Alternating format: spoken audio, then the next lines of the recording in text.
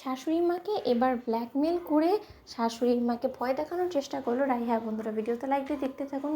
হঠাৎ করে যখন রাই নার্স সেজে ব্ল্যাকমেল করার জন্য ও শাশুড়ি মাকে আননোন নাম্বার থেকে কল করে, ঠিক সেই মুহূর্তে রাইয়ের শাশুড়ি মা বলতে থাকছে, কী ব্যাপার, হঠাৎ করে আননোন নাম্বার থেকে কে আমাকে কল করছে। অন্যদিকে যখন অনির্বাণের মা ফোন রিসিভ করার পর বলতে থাকে যে হ্যালো, কে বলছেন, ঠিক সেই মুহূর্তে রাই বলতে থাকে যে চিনতে পারলেন, এত তাড়াতাড়ি আপনি আমাকে ভুলে গেলেন। 3 মাস আগে যাকে দিয়ে কিনা আপনি একটা জলজান্ত সন্তান যে কিনা পৃথিবীতে আসতে চলেছিল তাকে আপনি মারতে বললেন, সেই মানুষটাকে আপনি এত তাড়াতাড়ি কী করে ভুলে গেলেন বলুন তো? যাকে কিনা আপনি এতগুলো টাকার প্রলোভন দেখিয়েছিলেন শুধুমাত্র একটা ভুল ইঞ্জেকশন পুশ করার জন্য, এত তাড়াতাড়ি আপনি আমার প্রতি কৃতজ্ঞতা ভুলে গেলেন। অন্যদিকে অনির্বাণের মা বলতে থাকে যে তুমি গিয়ে বলছো বলো তো, যে কিনা এই কাজগুলো করেছিল তাকে তো আমি এইখান থেকে সরিয়ে দিয়েছি, তাহলে সে কী করে আসতে পারে? অনির্বাণের মা যখন মনে মনে এটা ভাবতে থাকে, ঠিক সেই মুহূর্তে এরাই বলতে থাকে যে মা, আপনি নিশ্চয়ই এটাই ভাবছেন যে আপনি যাকে কিনা সরিয়ে দিয়েছেন এই পৃথিবী থেকে, সেই মানুষটা হঠাৎ করে জীবিত হয়ে কী করে আপনাকে ব্ল্যাকমেল করছে। কিন্তু সেটা তো কোনো মতে আপনাকে বুঝতে দেওয়া যাবে না।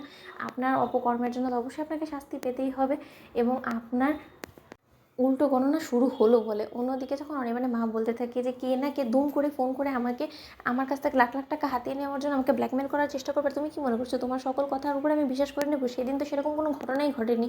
অন্যদিকে রাই বলতে থাকে যে সেদিন কোনো ঘটনা ঘটেনি, কিন্তু কোনো ঘটনা যে আদৌ ঘটেছে কি না সেটার তথ্য প্রমাণ যদি আমি আপনাকে দিতে পারি তাহলে কি করবেন আপনি বলুন তো? তাহলে বরঞ্চ আমি ছোটো একটা ট্রেলার দেখাচ্ছি আপনাকে। অন্যদিকে যখন সেই নার্সের সঙ্গে বলার প্রত্যেকটা কথোপকথনের অনির্বাণের মায়ের কাছে রাই ভিডিও ফুটেজ থেকে শুরু করে রেকর্ডিং অবধি পাঠায়, ঠিক সেই মুহূর্তে অনির্বাণের মা নিজের ফোনে সেই ভিডিও এবং রেকর্ডিং দেখা মাত্র চমকে এবং বলতে থাকে সর্বনাশ করেছে, এগুলোকে সেখানে দাঁড়িয়ে ধারণ করলো।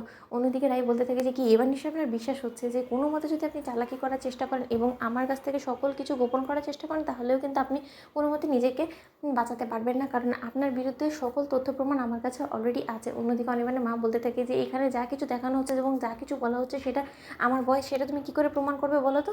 অন্যদিকে রাই বলতে থাকে যে আপনি নিজে তো বিশ্বাস করেন এটা যে এই বয়সটা এবং এই মানুষটা আপনি নিজেই, তাহলে বাদ বাকি সব কিছু আমি ম্যানেজ করে নিতে পারবো।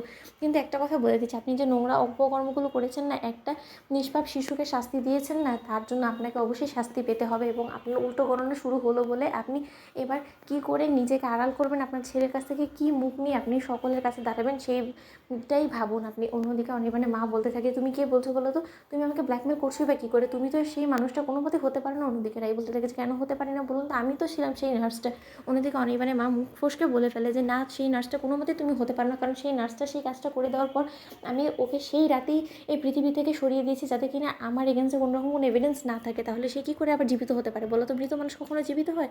অন্যদিকে রাই বলতে থাকে যে তার মানে আপনি স্বীকার করছেন যে আপনি একটা নিষ্পাপ শিশুকে শাস্তি দেওয়ার পাশাপাশি একজনকে মার্ডারও করেছেন। তো বন্ধুরা, কেমন শেয়ার করে সাবস্ক্রাইব করতে ভুলো না।